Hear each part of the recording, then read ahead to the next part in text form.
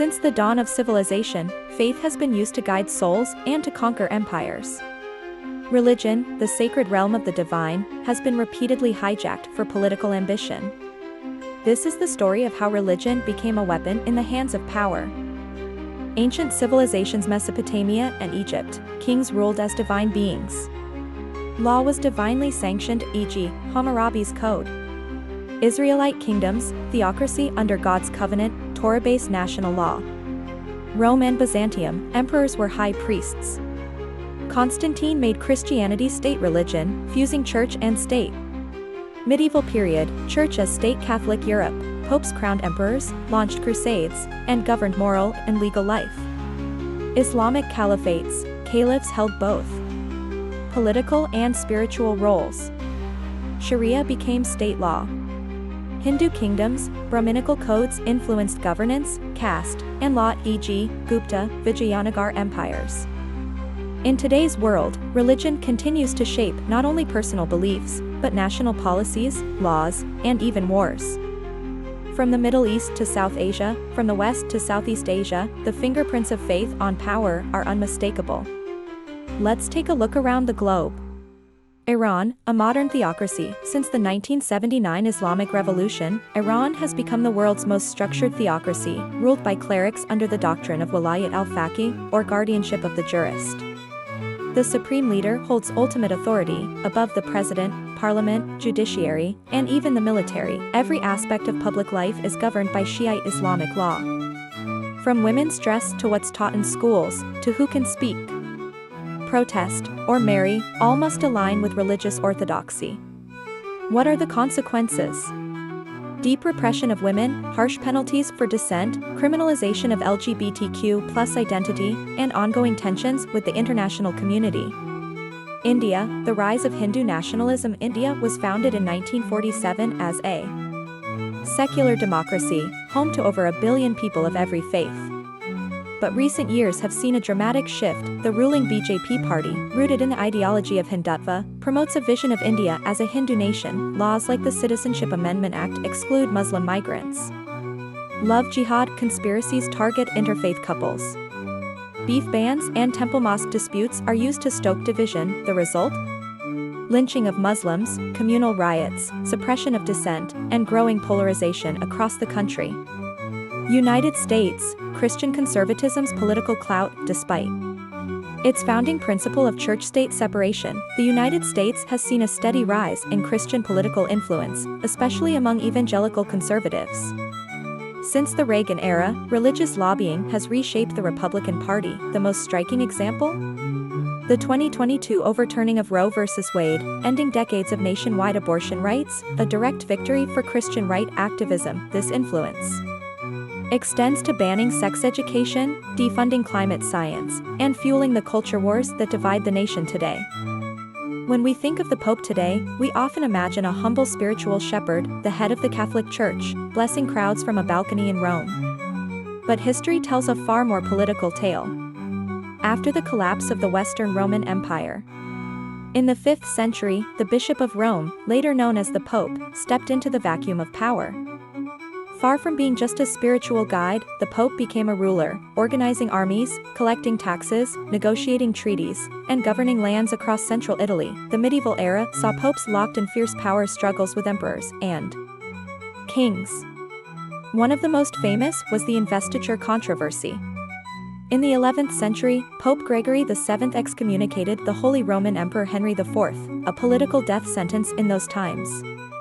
Pope Boniface VIII later declared that it is absolutely necessary for salvation that every human creature be subject to the Roman pontiff. This wasn't just theology, it was a declaration of supremacy over monarchs. From 754 to 1870, popes literally ruled a country, the Papal States, spanning much of central Italy. Some even led armies into battle. Pope Julius II, nicknamed the Warrior Pope, marched into war wearing armor. The Renaissance popes, like Alexander VI of the infamous Borgia family, or Leo X of the Medici dynasty, behaved more like secular monarchs than holy men. Nepotism, corruption, and palace intrigue defined their reigns as much as prayer or piety. By the early 16th century, the political excesses of the papacy sparked outrage.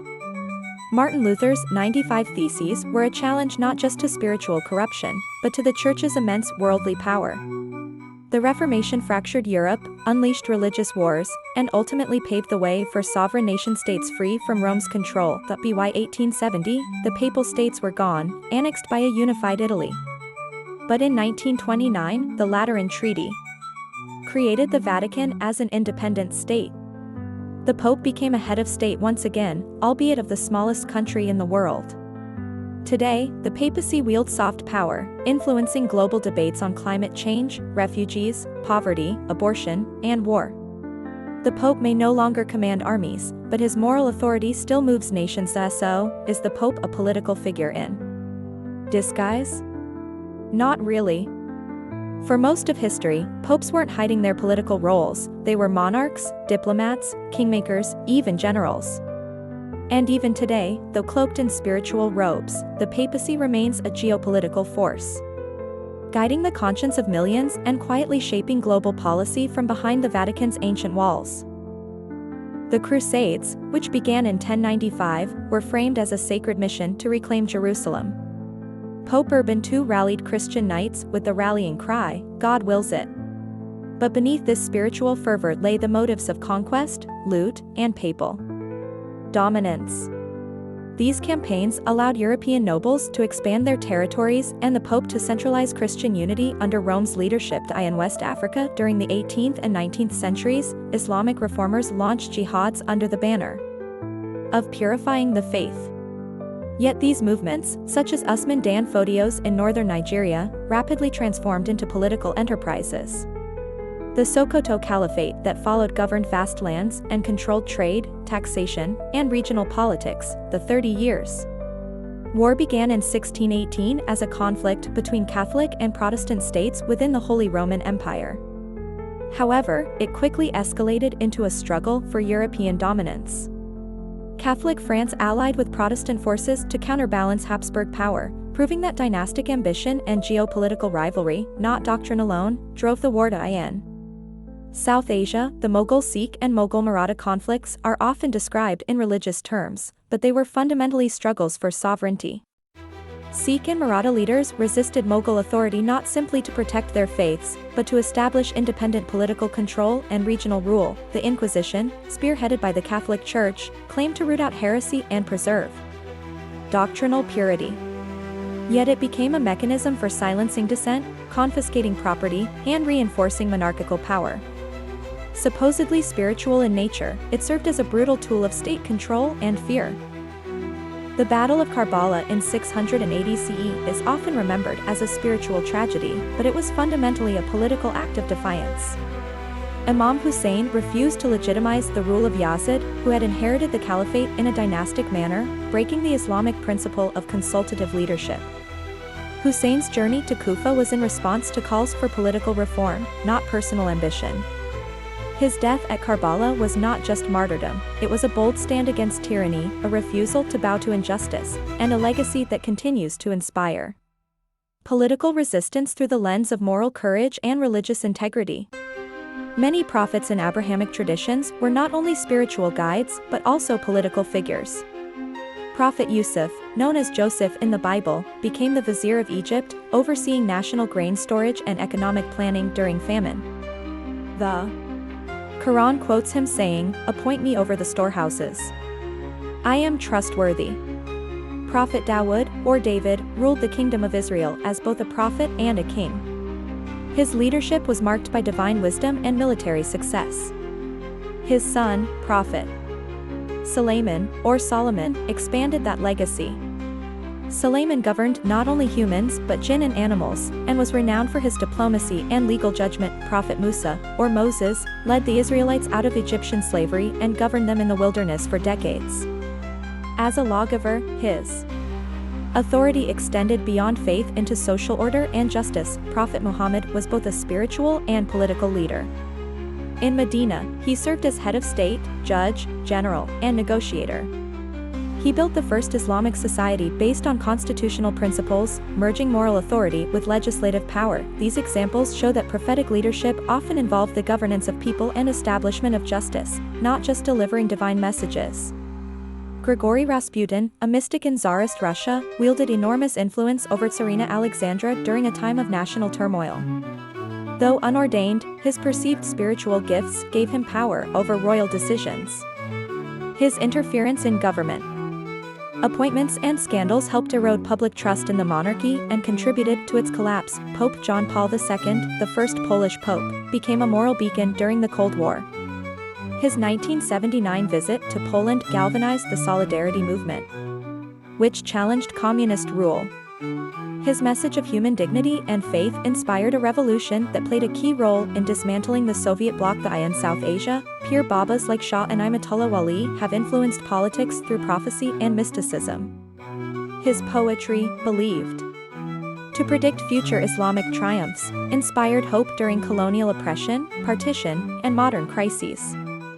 His spiritual authority became intertwined with Muslim identity and resistance. Ayatollah Khomeini led the 1979 Iranian Revolution, transforming Iran into a theocracy.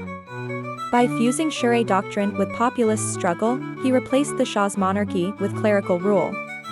His concept of guardianship of the jurist redefined the relationship between religion and state power, creating a model that still governs Iran today.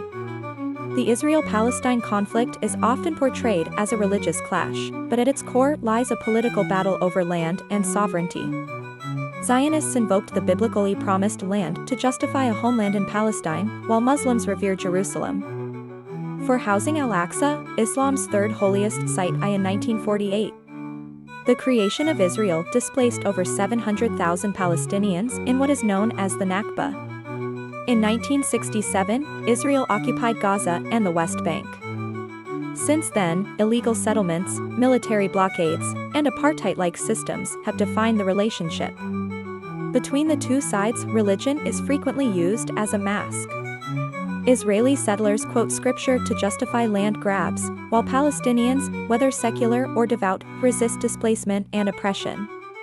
Even secular Zionist leaders strategically employed religious language to rally support. The conflict is not simply about mosques and synagogues. It's about denied statehood, control of resources, and the human cost of colonial legacy. The divine narrative often hides the raw pursuit of political domination. When religion merges with state power, it can lead to the erosion of rights and freedoms. In Iran, mandatory hijab laws restrict women's autonomy. In Pakistan, blasphemy laws have been weaponized against minorities. In Uganda, American evangelical influence helped inspire anti-LGBTQ legislation. Sectarian violence has scarred modern history. Sunni-Shia rivalries continue to fuel conflicts in Yemen, Iraq, and Syria. The 1947 partition of India and Pakistan sparked religious riots that killed over 1 million people. In the 1990s, Bosnian Muslims faced genocide in Europe's deadliest conflict since World War II. Religious dogma has also hindered scientific and educational progress. Galileo was tried for heresy for promoting heliocentrism. In the United States, teaching evolution in schools faced bans well into the 20th century, yet religion has also sparked resistance. Liberation theology in Latin America empowered the poor against dictatorships. Dr. Martin Luther King Jr. grounded the civil rights movement in Christian ethics. In India, Sikh-led farmer protests revived spiritual values in political activism. Religion is neither inherently oppressive nor liberating. Its impact depends on how it's wielded, whether as a tool of control or a voice of justice. Religion has inspired prophets and tyrants alike. It has birthed revolutions of justice and sanctioned mass killings. It has guided the oppressed and empowered emperors. The problem isn't faith itself. The danger arises when religious belief merges with unchecked political power. As the narrator might conclude, wherever faith becomes law and belief becomes rule, freedom begins to falter.